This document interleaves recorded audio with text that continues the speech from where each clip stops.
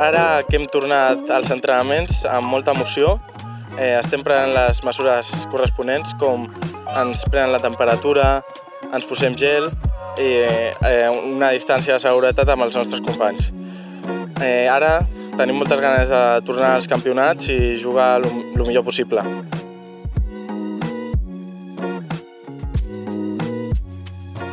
Estamos aquí de nuevo después de la pandemia, felices de poder estar con los niños.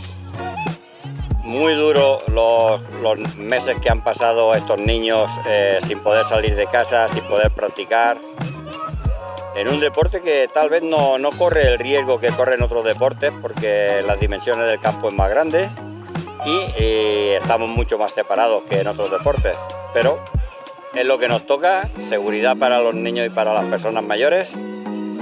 Y bueno, no puedo decir muchas cosas más, me siento muy feliz de estar con los chicos aquí en el campo otra vez. Esta es mi vida y sin ello se pasa un poco duro.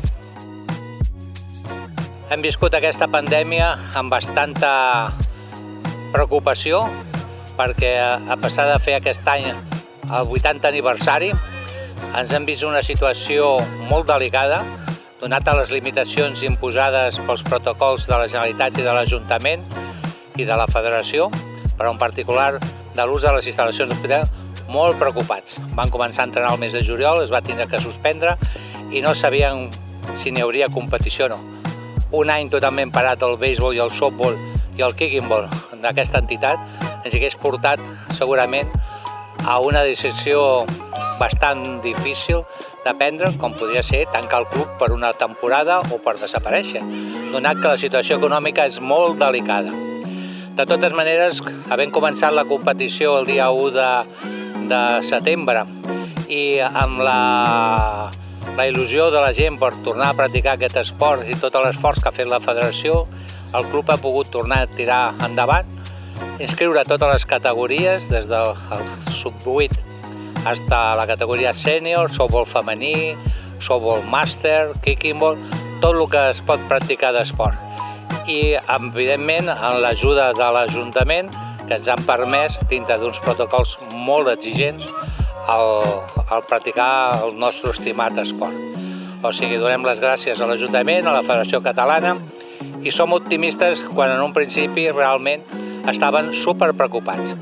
El que més ens preocupa ara és la situació econòmica, perquè la gent està en situació precària, la majoria, i limitem el pago de les quotes a una tercera part del que la gent hagués tingut que pagar aquesta temporada. Com que no sé com acabarà l'any, però bueno, jo sóc optimista, n'hi ha molta gent amb ganes de continuar endavant, els tècnics, el director tècnic, els delegats i els pares en general. I esperam amb confiança l'ajuda de l'Ajuntament i en particular hem d'agrair l'ajuda que rebem de la Federació Catalana de Béisbol i Softball i en particular del seu president, el senyor Jordi Vallès, i de tots els components de la Junta i en particular dels empleats. I la veritat que estem bastant satisfets de com han anat aquests mesos. Esperem que la pandèmia ens toleri i no tinguem que tancar perquè tinguem contagiats. Ara per ara ho estem suportant molt bé, els protocols es miren de fer a la màxima higiene i seguretat i la gent està responent.